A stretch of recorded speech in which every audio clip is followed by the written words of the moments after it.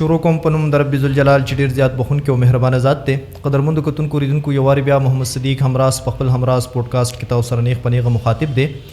نن را سره په همراز پودکاسټ کې یو داسې شخصیت ناستې کړی دی چې د هغوی د خبرو انداز ډېر خوږ او شیرین په شان لکه ګبین دی. د هغوی په مزاج کې تنوع دومره زیات دی چې د هر مکتبه فقه خلق خپل خلق ګڼي.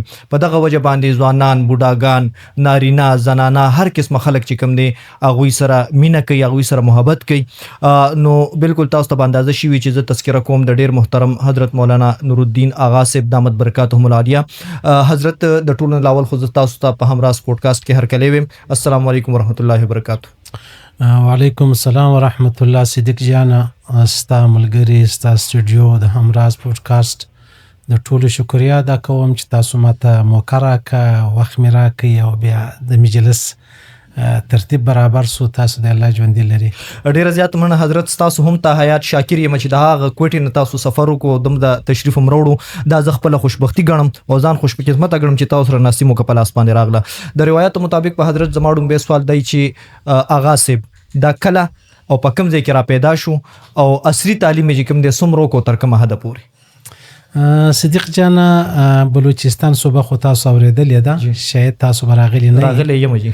که راغلی نو د بلوچستان چې کوم مرکز دی کویټه، په کوټه کې زه زیږېدلی یم تقریبا په 1909 کې یو کم اتیا کې.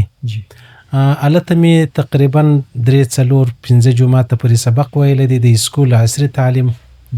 بیا تقریبا د افغانستان بارډر چې کم دی دا ډیورنډ چې کم بلل کېږي، دلته چمن ښار دی، دا نو بالکل د بارډر په مابینځ د افغانستان 3-4 کیلومتره.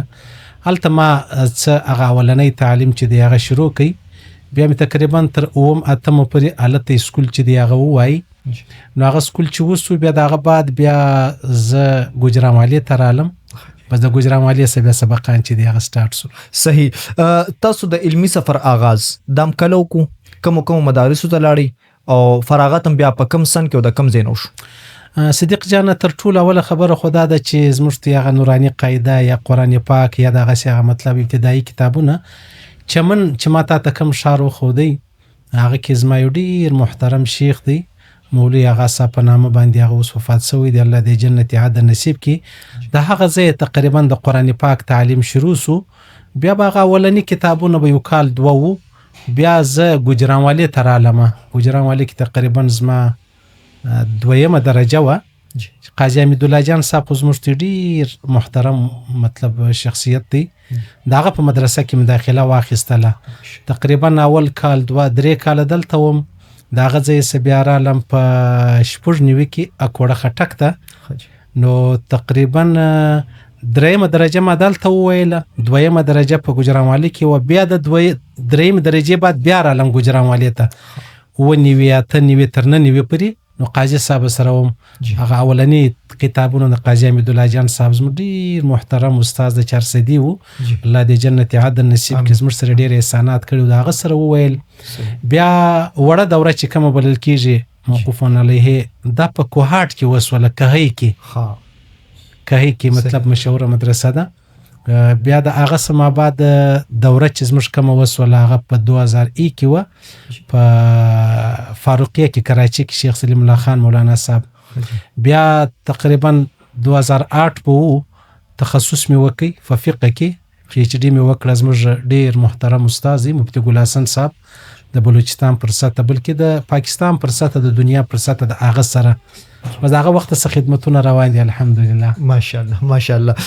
حضرت کله چې د انسان د یو فاضل فراغت وشي د علم نه، نو دا هغه دا خوښ شي چې مات په یو خو ځای کې درس ملو شو، زه چې کوم د مدرس شم. نو تاسو بیا د درس او تدریس باقاعده آغاز وکړو کنه او که کړي مې نو کوم مدارسو کې درسونه کړي اوس تاسو درس به حال لیکنه دي؟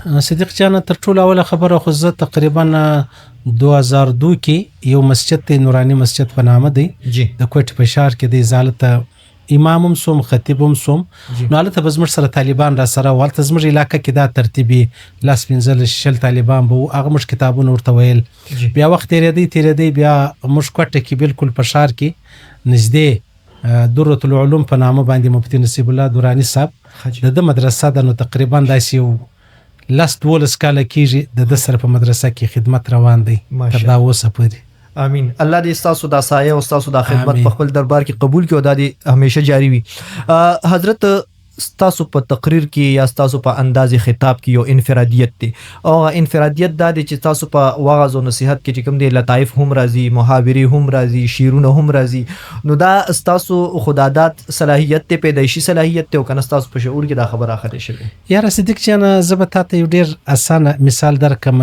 د علاقې ډاکټر نه دی، د علاقې جی د علاقې ډاکټر لچ مریضان راځي د ته پته ده چې دا کم مرض دی او څنګه دی، څنګه به جوړ شي، لڅ مریض دی. اوس که د بار یو مریض ول راشي دغه تشخیص د لپاره ګران کاری. زه د پښتو وطن سړیم، د پښتنو سره مې ډیر تعلق دی. بیا تقریبا زموږ ټول ناس ته ولاړه او زموږ تاسو رواج کلتور بیا مزاجونه خاص کر ما د پښتنو نبض معلوم کړی دی. خاص ما نبض ته ځان رسولی دی، علما دې شي ته ځان نه رسي نو ځان مې رسولی دی. بیا هغه مجلس کوو، هغه خبرې کوو چې د لپاره هم د پریشانی سبب نه، د خوشحالي سبب جوړ شي او د دین سره د نفرت سبب جوړ نه شي. د علما او سره د مجاهدینو سره د دعوت والا د شو خلکو سره مطلب تعلق چې دی هغه جوړ شي. نو تعلق په دینه جوړیږي. ګوره دا په خوا کستا یادېږي موږ په سکولو کې وو نو الته دا وهل ډیر وو، پټایان ډیر پکې کېدلې. بیا سلسله ختم سوله. اوس ما چې خپل سکول پرېښی دی هغه مې هم د وهلو په وجه پرېښی دی چې ډیر وهل به پکې. اوس خو نوې زمانه راله، پر هر چا به لاس تېری، غیر حاضري به هم کړي، سټوډنټ سبق به هم نه زده کړي، غلطیانې به هم کړي. دغه باوجود به ته لاس ورباندې تېری، دا سبا بیا راځي سبق ده او که تا لرګی ورپسې راواخیستې نو سبا بیا دا نه راځي، نن له تا ځان خلاصوي.